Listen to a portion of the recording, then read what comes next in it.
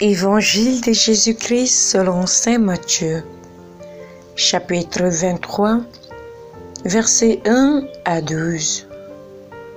Alors Jésus, parlant à la foule et à ses disciples, dit: Les scribes et les pharisiens sont assis dans la chaire de Moïse. Faites donc et observez tout ce qu'ils vous disent, mais n'agissez pas selon leurs œuvres. Car ils disent et ne font pas, ils lient des fardeaux pesants et les mettent sur les épaules des hommes. Mais ils ne veulent pas les remuer du doigt. Ils font toutes leurs actions pour être vus des hommes.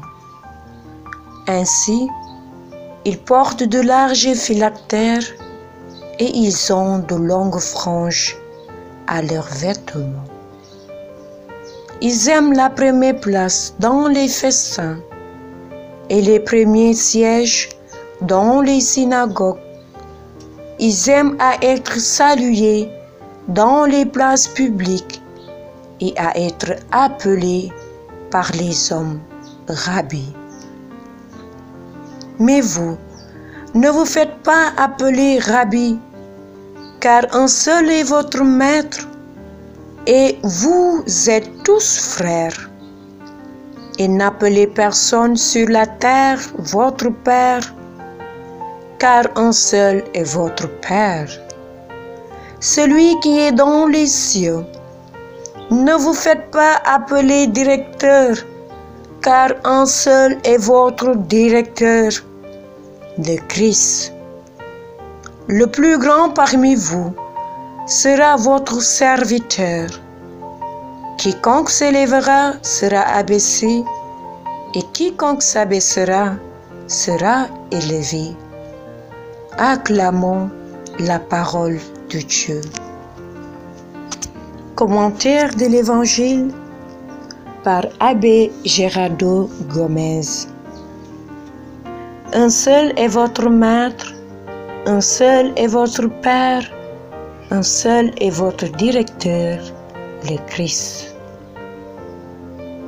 Aujourd'hui, plus que jamais, nous devons travailler pour notre salut personnel et communautaire, car, comme saint Paul nous dit, avec respect et conviction, c'est maintenant le jour du salut.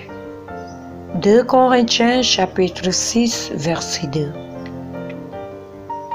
Le temps du carême est une occasion sacrée donnée par notre Père afin que, dans une attitude de profonde conversion, nous puissions revitaliser nos valeurs personnelles, reconnaître nos erreurs et nous repentir de nos péchés, de façon à transformer notre vie par l'action du Saint-Esprit en une vie pleine et mature. Pour adapter notre conduite à celle du Seigneur Jésus, il est fondamental d'avoir un geste d'humilité. Comme lorsque Benoît XVI nous dit: Je me reconnais pour ce que je suis, une créature fragile, faite de terre et destinée à la terre, mais également faite à l'image de Dieu et qui est destinée à lui.